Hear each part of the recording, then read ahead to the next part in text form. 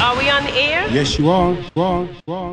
Pros and cons of working with one producer on an album.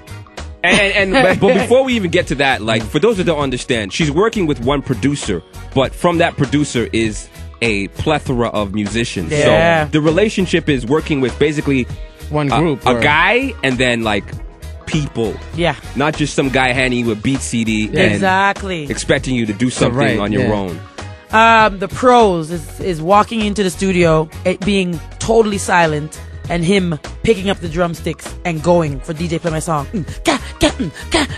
and saying, okay, so Will.i.am wrote Ordinary People and he wrote My Hum, so let me see how you could write this and not get too deep. And he left the studio. Wow. And came back and expected something to be done. Right. I compare our relationship in the studio to Ike and Tina without the slaps. Thank God. Yeah, seriously, he really challenged me. I can write about world issues. I can write deep. I can get deep. I've never written a song about lip gloss and my hair and feeling sexy and all that stuff. So in that aspect, the spontaneity, amazing. Most of our songs were written that way. Cons, I would say that he has perfect pitch. So he has dog ears.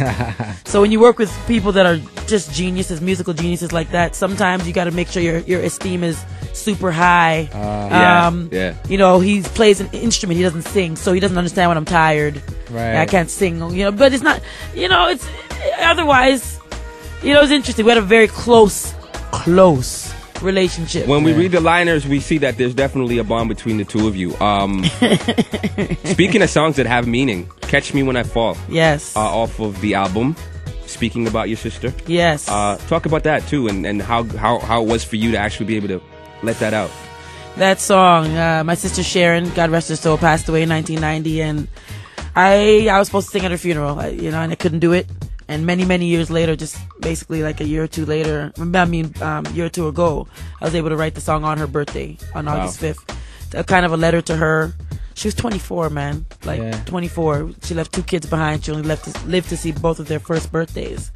And so it was such a beautiful thing to be able to have the creative control to actually write a song and get it on the record, and to do it with strings and the way I hear it in my head and in my spirit, and not have a label. I love my label, man. Shout out to Universal, because they really allowed me, trusted me to go and make this record.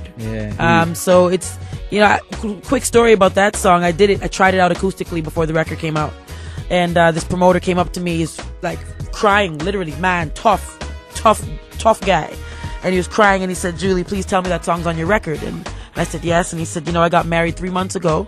My wife died 2 months ago, and it turned out she died in a jet skiing accident on their honeymoon.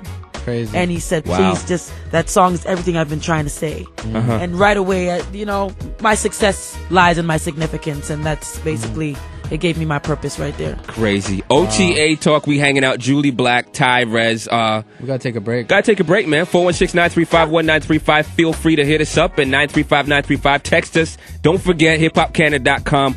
We're here looking at the questions, and we'll get to those questions right after the break. It's OTA Live.